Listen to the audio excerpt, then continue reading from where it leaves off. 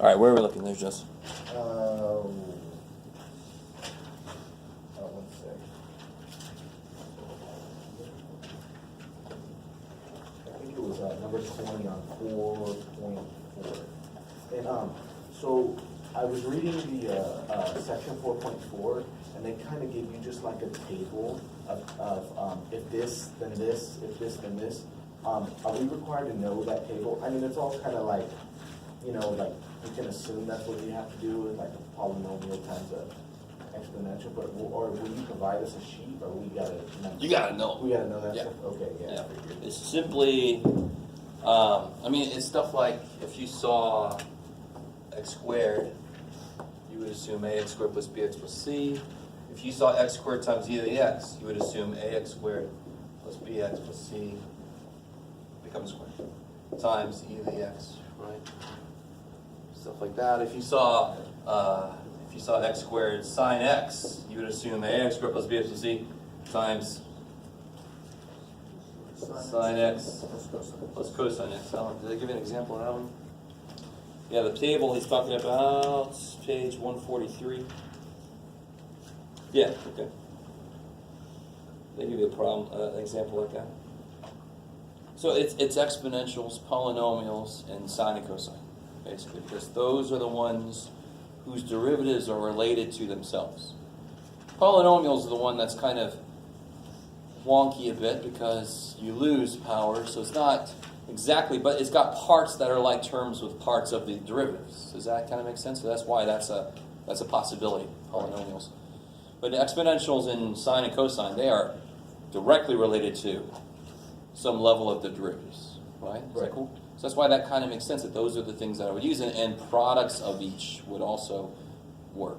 And in your YP, they talk about, I think it's like case, like one of the cases or something like that, where in their YP, they got a solution that was in their YC. Yes. So you keep multiplying it by X, Yes. and they multiplied it again, but that was still a solution in their YC. So Exactly. So you had to multiply it again. You But multiplied by the lowest power of x that makes all the parts become not members of the solution. multiply everything on that Yes. side. Right. Yes. Okay.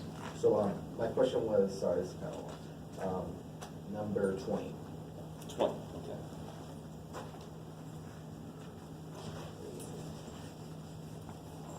All right, let's see. 20.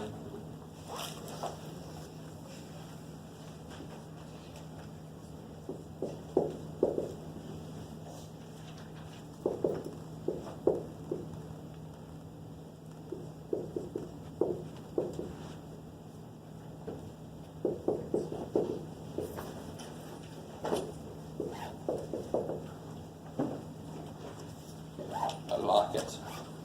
All right, so the very first step, of course, You can multiply that -1. well, very first step.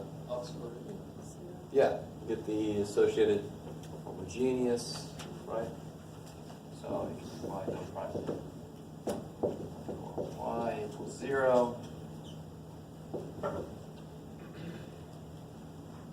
And because this is a homogeneous with constant coefficients, we could do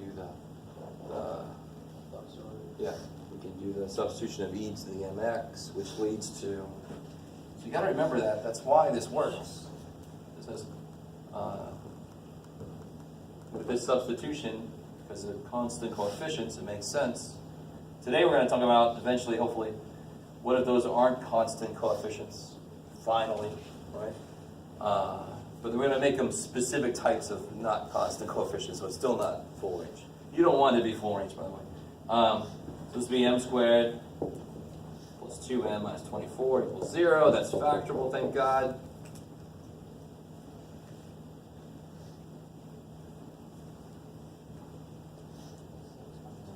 Yeah, so positive 6 minus 4. So your YC is going to be e to the 6x, to e to the 4x. So if you see either of these showing up as your YP, you have to multiply that by x or x squared or whatever, however many times you got to, so it's not the same as this. And the example they give you was example 7. can't remember if example 8 does that too. Oh, well, I don't know. So example 7 definitely does that.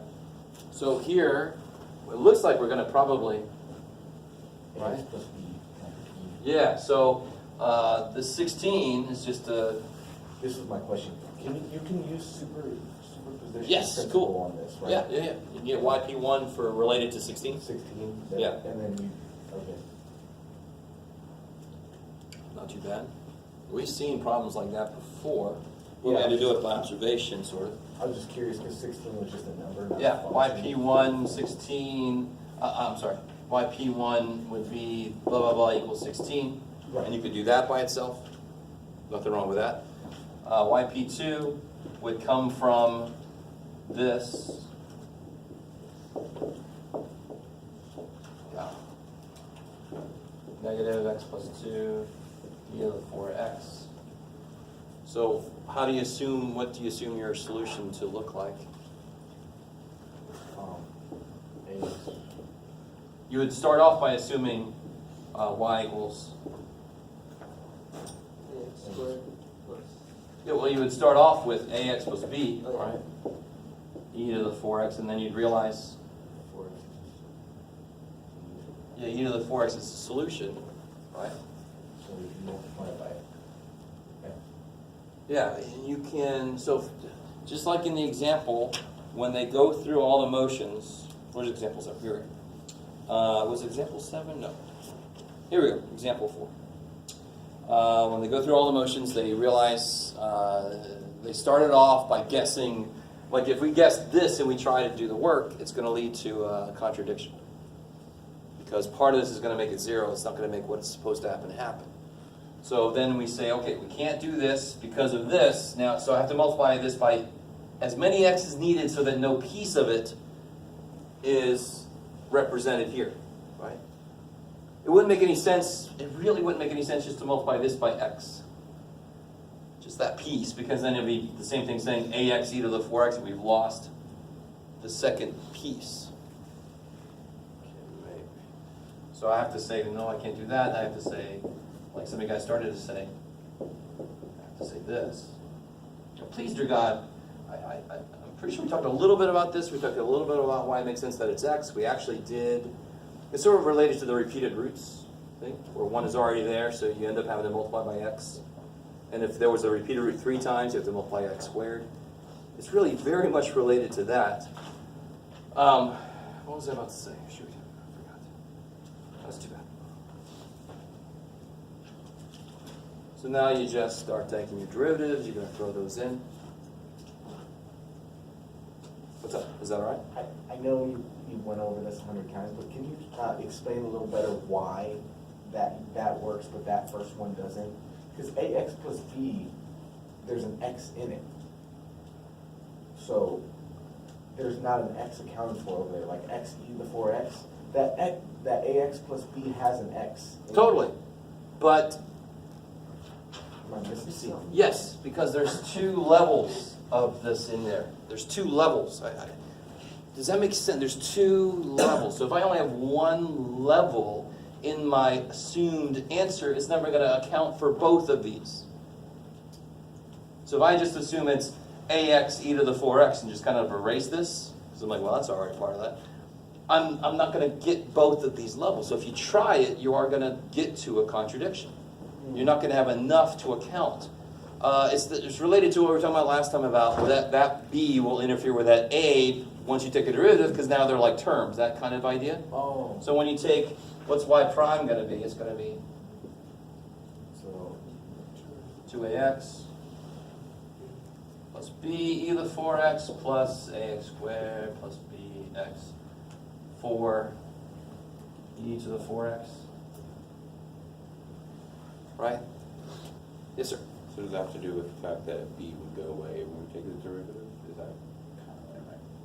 Well, I mean, b wouldn't fully go away because it would be there when you took this guy's derivative, right? It'd be this times 4 times this. So b would still be there. The problem is I'm assuming my yp, which is supposed to create this non-zero term, I'm assuming it to look like this, but part of that makes the answer 0. And it's not supposed to make it 0. It's supposed to make it that specific function, right? Okay.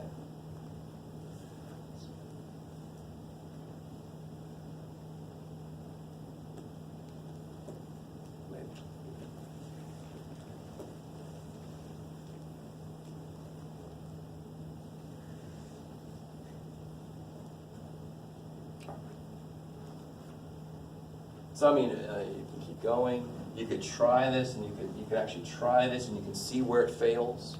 It's going to be a little bit like that example, just a few more steps, because it's a little more complicated than that one example, where they have a fail happen. What will happen when that will fail? Will there be like an X or so there will be a B and there won't be anything? I highly recommend that you try. I mean, part of your brain says, well, that's not going to get something done that's been assigned to me. But that's the wrong way to look at freaking class. So you should try it. Just try it. And I'm not going to stop and let you try it right now, because I'm a little behind where I want to be. But this is where you guys step in and you go, okay, I got homework to do, but I'm interested in this shit. What the hell would this look like? You've got to make time for that kind of thing too. I don't care what you want to be. I don't care how uninterested you are in the theory of math. You should still want to know what this shit would happen. Right? Like you do. I know you do. So you got to make time for that too. That's what I hope. If you don't make time for that kind of thing, you might pass, but if you make time for the kind of thing and see what happens, you'll start to make more connections. You'll start to see why that has to happen. So yeah, I'm sorry, beautiful question. And what I'm saying basically is answer it yourself. Go try and see what would happen, right? I could do it for you, but what the point is that? Try it. Yeah.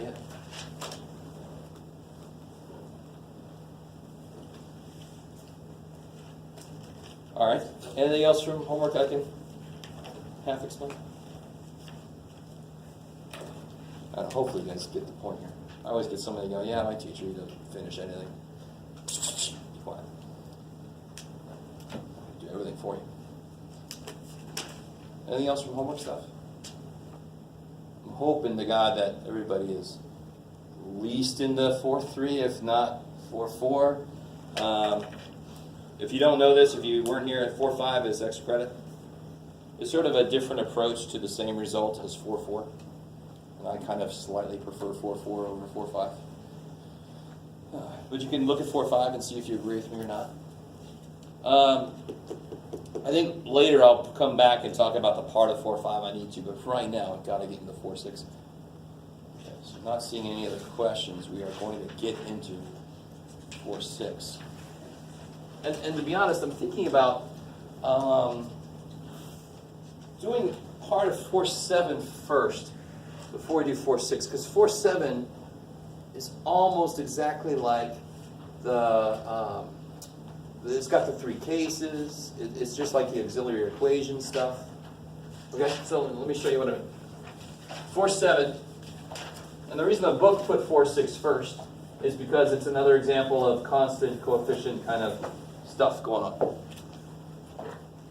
But 4.7 is actually really related to, what section was it? Here we go. Yeah, 4.4. Was it 4.4? No, Jeff. 4, here we go. 4.3. So 4.7, Cauchy-Euler equations. Now you guys know Euler. You don't know, that would be freaky. I better go all back. Cauchy, I don't know if you guys have heard Cauchy before. There's some Cauchy integration. You should probably Google that. Sounds interesting. Cauchy is the man. When you get a little bit further in mathematics, real analysis, stuff like that, if any of you guys are getting that far in mathematics, Cauchy's going to be all over the damn place. So those two together, it's like dream team. It's like gold medal shit. So 4.7 looks at this kind of thing.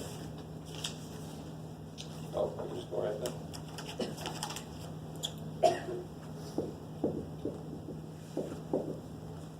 Gather.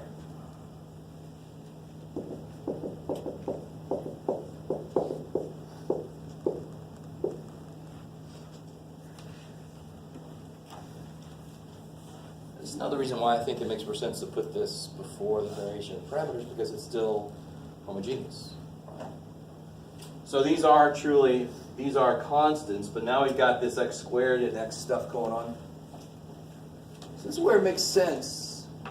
Now think about it. Every time, what is it that when you take a derivative of something, if you multiply it by x, it's like terms with itself?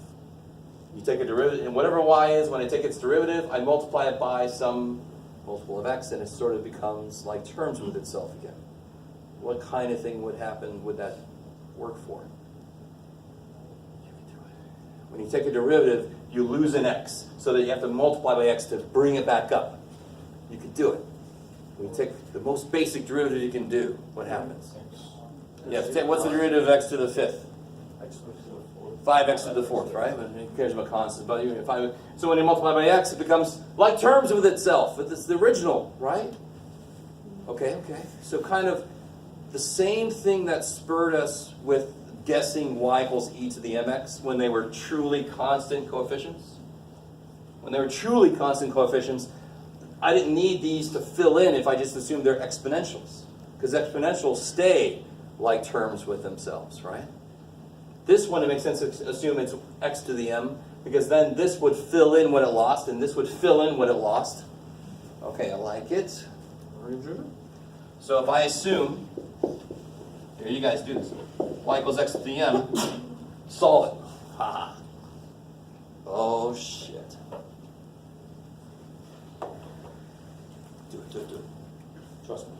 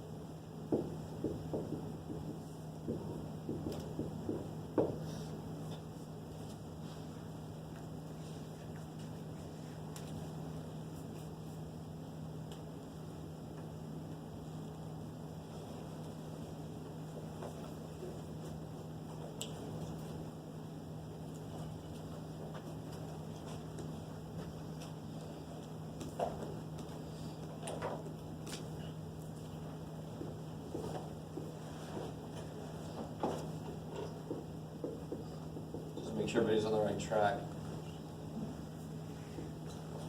Is that cool? Right? You gotta love derivatives, and when you're in derivatives, you gotta love freaking polynomial derivatives. Shit, I don't care if I don't give you any numbers in it. So we're pretty much finding m to make this true. See, so isn't that exactly like what we're doing with the other type of auxiliary equation? We're gonna end up losing the derivatives and changing them into powers like we did before. It's not going to be exactly the same. You should expect it to be a little bit worse because it's not exactly going to equal everything out, right?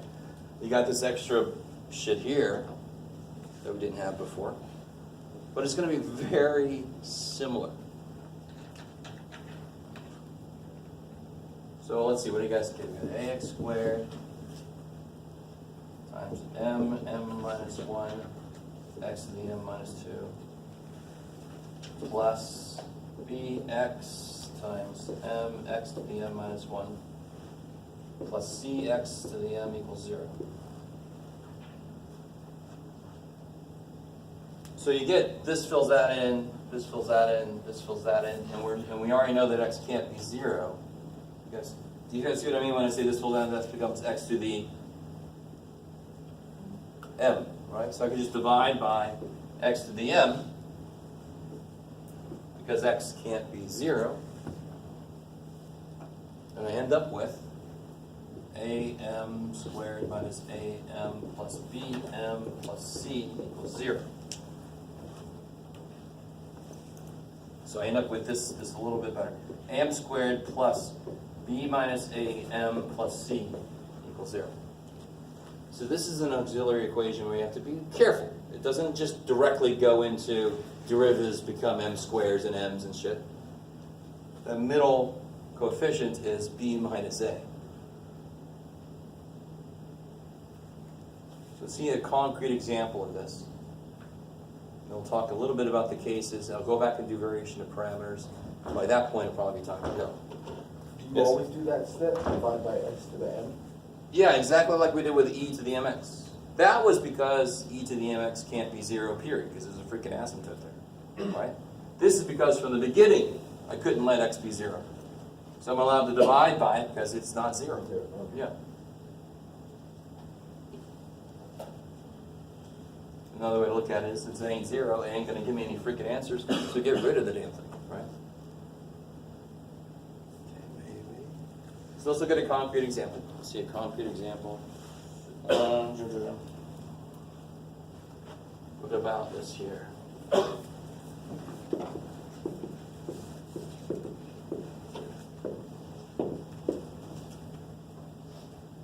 see.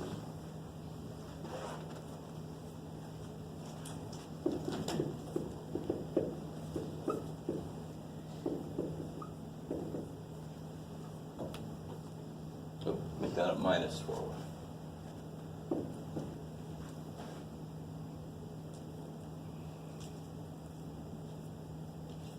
Now, just to make sure you understand, you find the answers to this. Sometimes you're going to be able to factor it, sometimes you're going to have to use quadratics, so sometimes there's going to be complex solutions. There's going to be the same 3 cases there were before. But of course, because of the assumption of what the answer looks like, x to the m, the answer is going to look a little different. So what does this lead to then? X squared times m. And it's not a bad idea to do this full thing out for some of the problems, just to remind yourself why it works. But can we do this here? What would it become? What's a? 1. Right? A is 1. So it'll be m squared. Let's be auxiliary equation. M squared plus b minus a. Yeah, negative 3, right? B is negative 2. So a is 1. B is negative 2. C is negative 4. So b minus a is negative 3. B minus a is negative 3. So again, this is the result every damn time. If it looks like this, I can make that substitution, I can do all this stuff, and it's going to end up looking like this. How do I know that? Because we just did every single thing of this form. We just did everything of that form. There, done. So is that in that form? Yeah. So what's it going to look like? This plus c.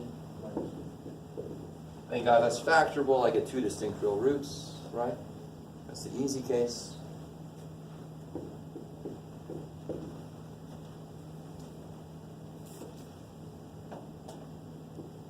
I like how some of you guys just start mouthing to me the answer. Say it out loud. So m equals 4, negative 1. So what's yc here? Or what's y here, actually? It's already homogeneous. Careful, careful. Because what was our assumption for this? That y equals x to the n. X to the... Yeah, so y equals c1 x to the 4th plus c2 x to the negative 1.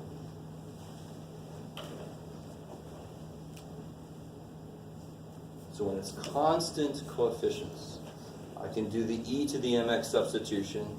That directly leads to an auxiliary, that's easy. And then my answers are the form e to the something x, right? And then there's the cases where things get wonky, but it's basically that. Here, my assumption has to be this because of these stupid things, right? This is the simplest case for non-constant coefficients, is this, and that's why we start there. If you make them any function you want to here, you almost always get series solutions. So that's why we start with something like this, right? So when there's these x business in there, it's not an e to the mx, it's an x to the m idea. And that's why this gets a little bit wonky here, because x to the m is not nearly as nice derivatives as e is. Right, it's still nice, but it's not as nice. So that's the answer there.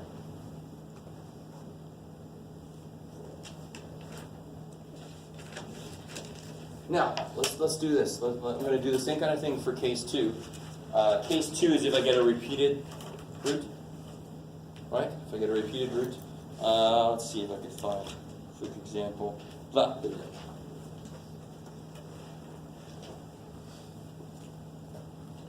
So if I have this here.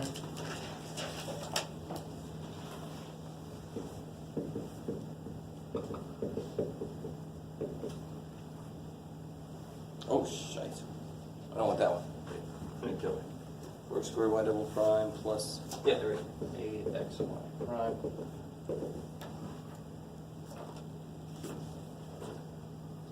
There's a plus here.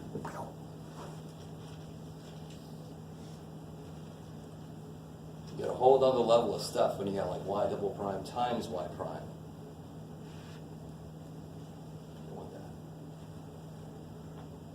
So that is of this form, which means I can use the substitution, what?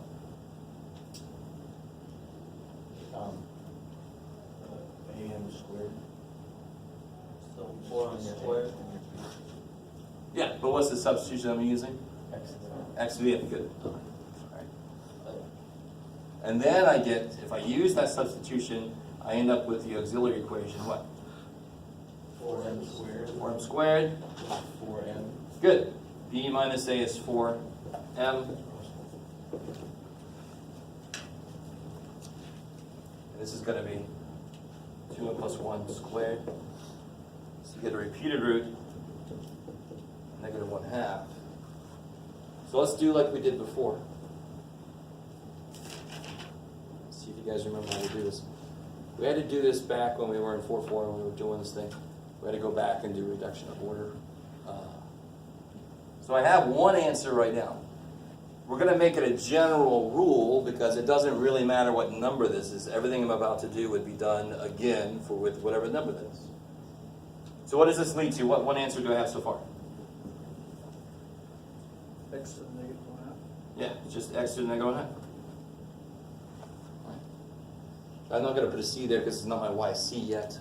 You guys see it? You don't bring that in until you're like done. You don't have to bring that in. So that's y1. How do I find y2? It's the only method we have at the moment. Find y2. Oh shit. So letting y equal u times. Good. So if I say y equals u times x to the negative 1/2, if I make that substitution, that's that reduction of order thing. So then you do y prime will be u prime x to the negative 1/2 minus 1/2 u x to the negative 3/2.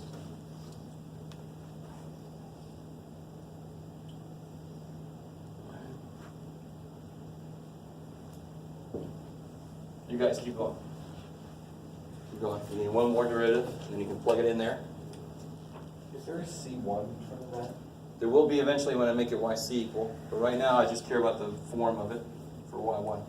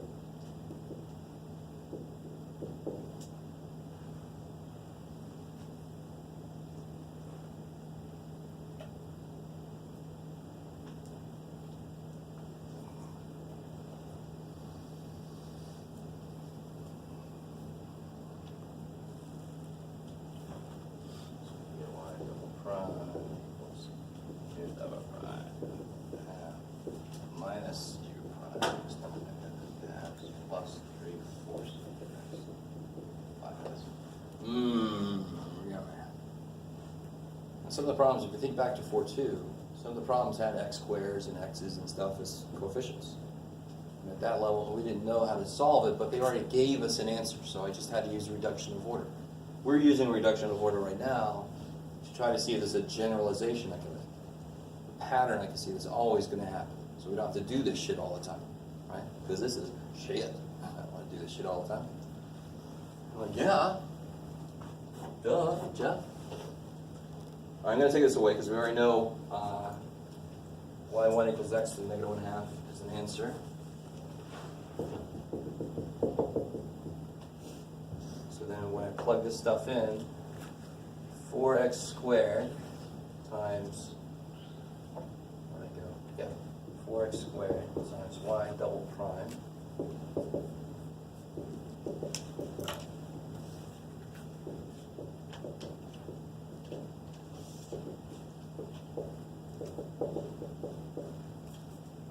plus 8x times y prime.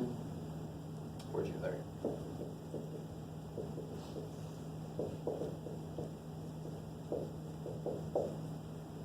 Plus ux to the negative 1/2. It's supposed to equal 0. Gross.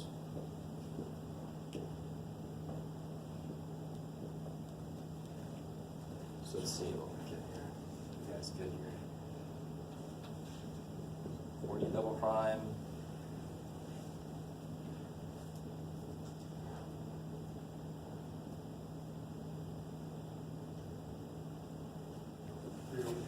Yeah.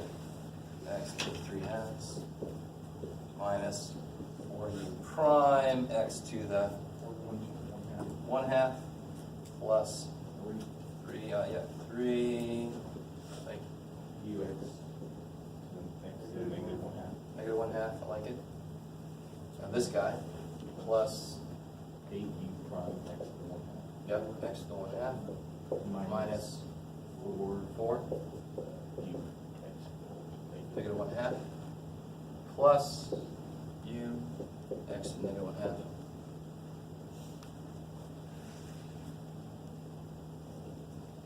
So let's see what like terms we got. We got 3u x to the negative 1/2 minus 4u x to the negative 1/2 plus 1u x to the negative 1/2. Thank God goes away. And some of us have forgotten. Either fundamentally you don't believe this can happen, but or some, I don't know what it is, but you know you've done something wrong with reduction of order if the u shit doesn't go away. Because otherwise you can't do the title of the method. Reduce the order, right? So then I end up with 4. Can we just divide by 4? Yes, Jeff. And u double prime x to the 3/2. This would be plus 4, so I divide by 4, so it can become a 3/2 for me. Plus u prime x to the 1/2 equals 0. Is that cool? Divide by 4.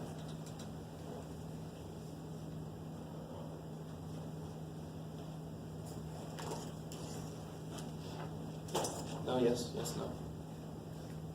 Yes. Thank you. The spokesperson for the group.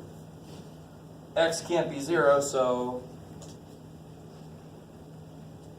Divide by x as well. divide by, what do you think would X to be? the 1/2. Yeah, you could divide by x to the 1/2. You could actually divide.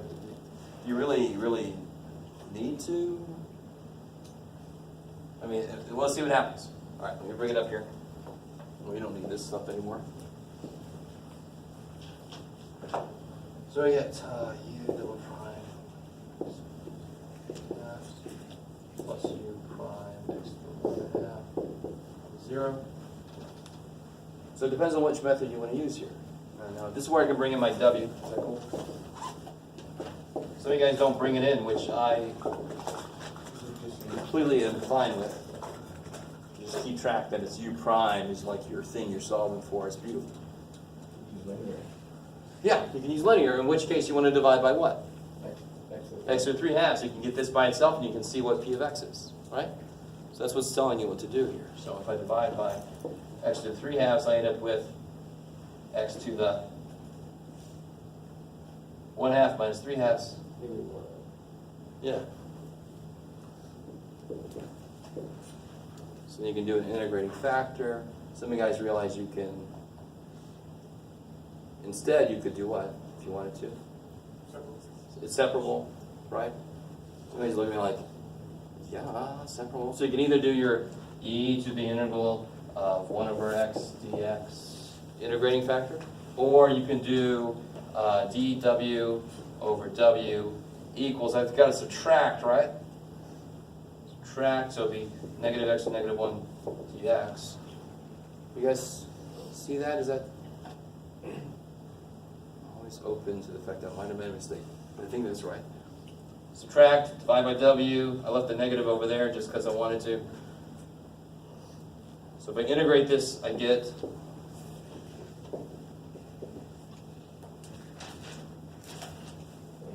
negative. Natural plus C. So then I get w equals, now this I can bring up here, e to that, so that c is of course going to come out front. E to the c is a c1. Some guys are still a little bit loosey-goosey with the constants, and I can't blame you too much. That's the one thing that's truly new in this course, is you got to keep track of your constants. They change too. You didn't ever have to just put the plus c at the end and be like done with it before, but Can't you just multiply everything by E? yeah, raise everything, e to everything. So could you just write that as E to the C? if you want? Which is c1. Right. And then e to the ln of 1 over x is just 1 over x. And what was w? U prime. Good Lord, this thing. C1x. So then u equals the integral of this. Yeah, c1 ln x plus c2. And then, of course, this whole thing was started by assuming that I erase it. Y equals u, x to the negative 1/2, right? So now I can say, okay, so that means that y equals c1 ln x plus c2 times x to the negative 1/2. I get c1 x to the negative 1/2 natural log of x plus c2 x to the negative 1/2. This is the one I knew already. This is the new one. So in general, when you have repeated roots for Cauchy-Euler, you slap a natural log of x on there. Natural log of x. So if you had multiple repeated roots, you would have powers of ln of x that you're going to slap on there. It's kind of nifty. Yeah, because you have to slap on another ln x, slap on another, multiply by another ln x is what I mean. Slap, I guess, is not a recognized mathematical operation. It should be. I think we should make that. It's not multiplication, it's slap. Okay. So case 2 is repeated roots. Is that. So instead of, so before what happened when you had repeated roots, it would be like e to the 4x, c1 e to the 4x plus c2 x e to the 4x, right? You multiply by x, and so another one would be x squared e to the 4x if you had 3 4s, repeated 3 times. So here it's just repeated ln of x's. I like it. Let's see, where did we start off at there? Shoot, there's so much you can play with this shit, right?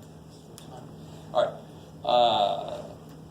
Case 3 we'll do later. I want to go back and do 4, 6 now. So I wanted to get that, at least the foundation laid. Case 3 is going to be very similar using this thing.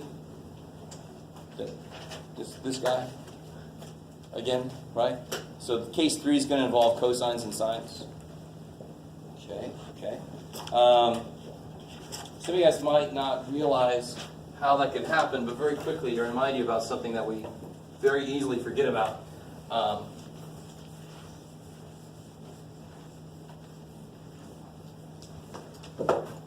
If I had x to the I beta, seems like something that might pop out if I get complex roots. This is equal to e to the, I don't know if you guys realize, what is x? X equals e to the what? I love this. I love this question. Yeah. So this would be e to the ln of x and then to the I beta, which would just be I beta. What case is this? Case 3, yeah. So this pops out. This is why I can make, now the other one had E in it already. So it made sense why I was going to use this dude. This one you might say, well, what the shit? It's got X to a power, Jeff. What the hell's the E got to do with that? There, that's what E has to do with that. So it kind of makes sense. I basically could do this. If you guys are okay with me not doing the full derivation. Do you see how this is going to end up being sine beta ln x? Cosine beta ln x. And on the outside is going to be the thing with the real part in it. And just like before it was e to the m alpha, now it's x to the, not m alpha, but alpha is x to the alpha.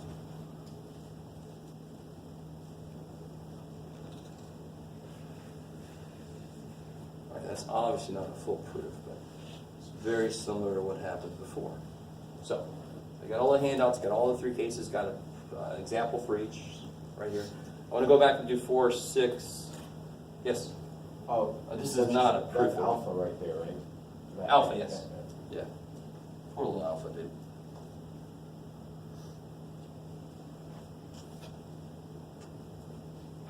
Okay, sorry. So if you understood for 4, for 7 makes at least as much sense. I mean, it really does. It follows the ideas precisely. That's why I wish they did 4-7 closer to 4-4. Now coming back to 4-6. 4-6 is when we start looking at, well, what if it's not homogeneous? That was still homogeneous. It still had to equal 0. It couldn't equal just whatever it wanted to. So now let's go back and say, okay, shit. What do we do?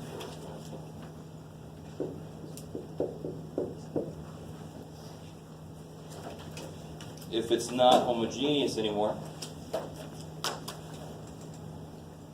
There's a step in this that drives me crazy that nobody ever fully explained it to me, and I had to figure it out for myself. And this happens a lot, right? I'm sure I've done the same thing. There's things I just don't think to say, and then you figure it out for yourself. That's beautiful. That's what you're supposed to be doing.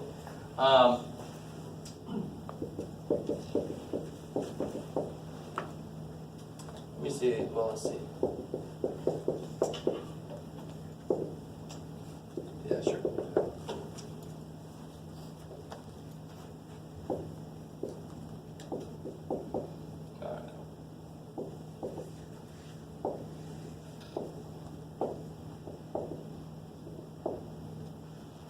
So those are still constants, right? 4.7 is the first place we see where they're not constants.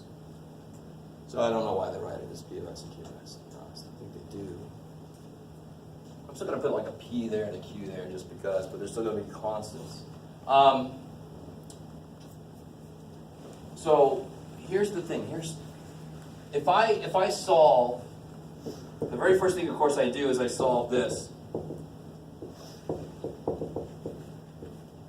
Right? That's always the first step. I don't care what it equals. I solve the associated homogeneous. In this case, since these are constants, I can use good old y equals e to the mx, right? So that kind of stuff. So let's say I do this, and I get yc is c1 y1 plus c2 y2, right? Whatever y1 and y2 are.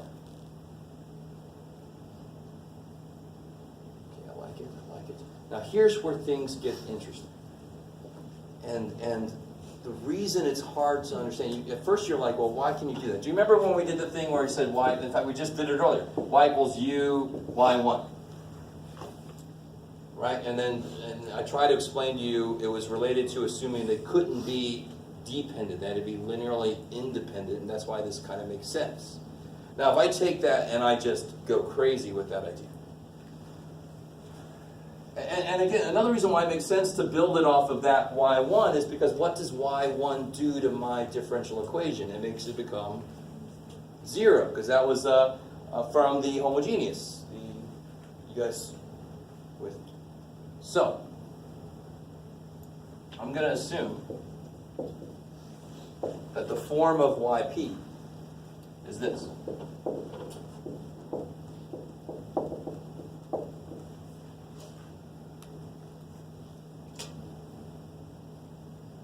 why it's called variation of parameters. Instead of allowing the parameters to be constant, C1 and C2, I say that they're functions, U1 and U2. And then I can throw this in there, work it out. Now, thank God we're going to develop. The process is still going to be semi-long, but if you were to do this from the beginning every time, you would go a little insane. If you're not already, you're in 285. You should be a little insane by this point. So we're going to do this once. I'm not going to do this all the way. I'm going to do it as far as I can take it. So as far as I can just deal with it. So then we start doing. You're just going to have to deal with it. Shit. All right. U1 prime y1 plus U1 y1 prime plus U2 prime y2. U2 y2 prime. I don't even know if you want to necessarily write all this down. Right, you know what I'm going to do. Assume the form of the answer. I'm going to take derivatives and throw it back in. Right? So then yp double prime, u1 double prime y1 plus u1 prime y1 prime. You don't have to talk out loud every time, Jeff. Okay, Jeff.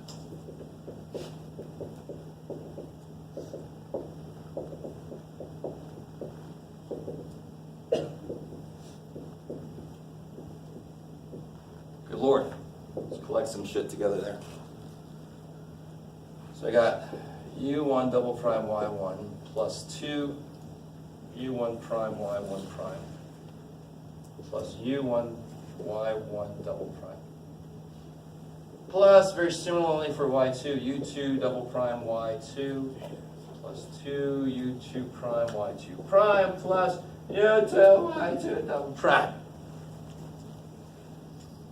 Now what's important for you right now is not the little details of bullshit. Of course, if I miss something, it's not going to work exactly right, but the general idea. This is nothing new from what we've done before. In fact, the whole section was, guess what the answer looks like, and throw that shit in there. And pray. Right?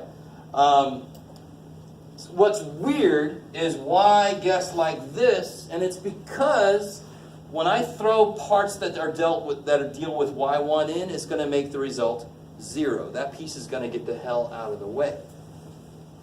So what does yp look like? It can look like any damn thing it wants to look like. And I could certainly find functions of x that when I multiply by y1 and y2 and add them, it looks like yp. I want you to really understand this. If yp was x and y1 is x squared, and let me say 2x, and y2 is, what do you got, Jeff? X cubed. Stay with me now, stay with me now. I'm kind of stepping away from the problem because I really want you to understand why the basic assumption is completely fine. Everybody with me? If yp is actually 2x, this is the actual answer, just sitting, out of my sight, just laughing at me as I'm trying to find it. Right? This might be the way you look at problems. Just sitting at you laughing, you're not going to find it. No, that's not right. If y1 is x squared and y2 is x cubed, right? That's what I figured out from the associated homogeneous. You guys with me? So what if u1 is 1 over x and u2 is 1 over x squared? What is y1 times u1 plus y2 times u2? 2x, right? This would be x plus x is 2x. Are you guys with me? And how many combinations of this shit might make this happen? A lot of things. A lot of things. I could say, do I want to? Sure. This is minus 1 over x squared, and then, so that would be minus 1. This would be 1 plus 1 over x cubed. Stay with me now, stay with me. I'm sure you guys are all like, what the shit is going on right now? But I'm going to bring this back up in a little bit. I'm just showing you. That's the form of the actual answer. And those are the y1 and y. I can't screw with these. So for this problem, that's y1, y2. I can't screw with those. That's the actual answer. I can't screw with that. You guys with me? I can't. But I can screw with these. So what would u1 times y1 be? It would be x minus 1. And this would be x plus 1. So when I add those together, I still got frickin' 2x. So there are an infinite number of u1s and u2s that would actually make this work. I'm just going to find the easiest ones to find. And that's going to lead to something we're going to assume a little bit later that's really easy to just gloss over if you're not careful. And this is why my teachers just assume this, and we're like, why? Because it's what works. And then you go, the shit's that, right? Yes?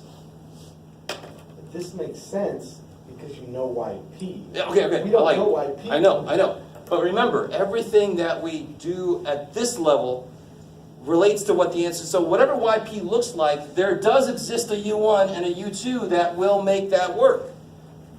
Period. Whatever it is.